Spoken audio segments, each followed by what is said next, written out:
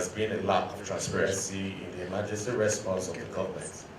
Coupled with the gap in coordination, the process has been fraught by incessant floating of procurement guidelines, hoarding of relief materials and diversion of these materials, which are then used as personal souvenirs presented to the political party loyalists and close associates.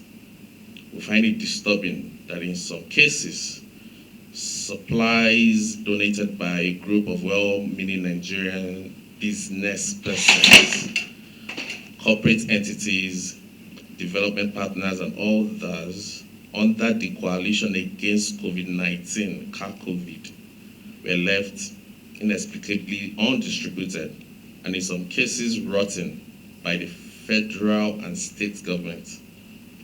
While these occurrences are not specific to Nigeria, citizens are yet to see concrete action by the anti-graft agencies on these issues.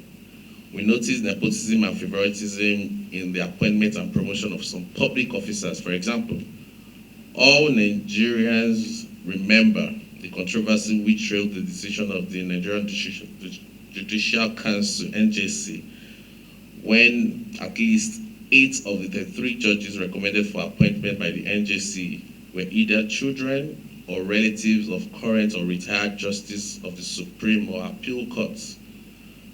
The Nigerian Ministry of Foreign Affairs in itself is not an exception, with allegations of individual promoted on the basis of their relationship and their affiliations as against merits and other criteria stated in the rule books. The absence of a whistleblower protection legislation leaves Nigeria anti-corruption agencies deprived of key insider intelligence, without which an anti-corruption crusade is made impossible. Problems of police engagement with community are thus perpetrated. The continuous opaqueness in the utilization of security for votes contributes to the corruption perception in the country. And this process must be reformed, especially when we have security agencies living and working in very poor conditions. Multiple reports of police officers protesting non-payment of allowances for election duty are now seen.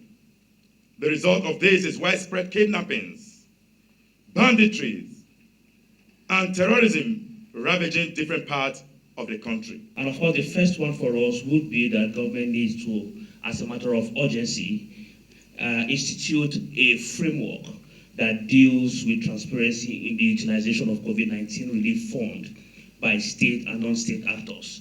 This must be ensured as a measure and mechanism to rebuild confidence between citizens and the state, because part of what resulted in the anger of the youth and of course ended up as the revolution that we saw in the outgone year is a function of the angst against the state. So citizens have lost confidence, and government must demonstrate a deliberate effort to be able to rebuild that particular confidence.